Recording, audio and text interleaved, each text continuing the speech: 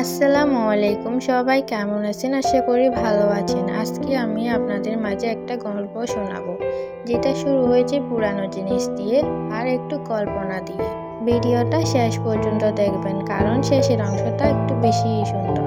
একদিন হঠাৎ করে টেবিলটা দেখছিলাম, রং ছড়িয়ে আছে, ব্রাশগুলা এদিক ওদিক হয়ে আছে। তো আমি ভাবলাম, এগুলা কি সত্যি অকাজের? এগুলা কি কোনো কাজে রাখবে না জিনিসগুলা? ঠিক তখন আমার মনে পড়লো আর কিছু জিনিস, যেগুলো হয়তো সবাই ফেলে দেয়। ছোটবেলায় আমরা কত জিনিস বানাতাম, ছোট ছোট জিনিস দিয়ে কত সুন্দর সুন্দর জিনিস বানিয়ে ফেলতাম। আমি এটার মধ্যে দিয়েছি লাল রং। লাল মানে ভালোবাসা, ভালোবাসার তার মধ্যে ছোট ছোট ফোঁটা দিয়েছি।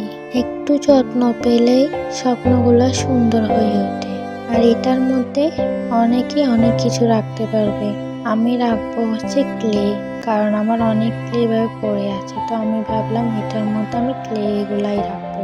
ফাইনালি কমপ্লিট হয়ে গেছে। তো তোমাদের কেমন লাগছে জানাই। এখন বানাবো হচ্ছে পেন হোল্ডার।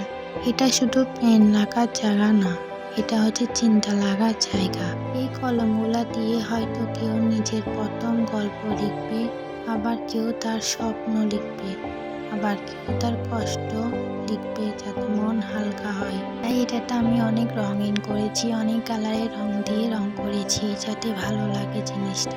এই জিনিসগুলো বানাতে গিয়ে আমি এটাই বুঝেছি যে সুন্দর কিছু বানাইতে বড় কিছু লাগে না, দামি কিছু লাগে না, লাগে শুধু ধৈর্য, ভালোবাসা আর সময়।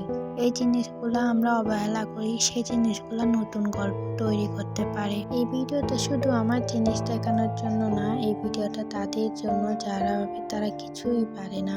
বিশ্বাস করো, তোমার হাতেও এমন কিছু আছে যেটা দিয়ে তুমি অনেক সুন্দর জিনিস বানাইতে পারবা। শুধু শুরু করলেই হবে। ভিডিওটা ভালো লাগলে লাইক দিও, কমেন্টে জানাইও তোমার কাছে দুইটার থেকে কোনটা বেশি সুন্দর লেগেছে। এমন ভিডিও, এমন গল্প পাইতে চাইলে চ্যানেলটিকে সাবস্ক্রাইব করতে একদমই ভুলবা না। সবাই ভালো থাকবা। আল্লাহ হাফিজ, টাটা।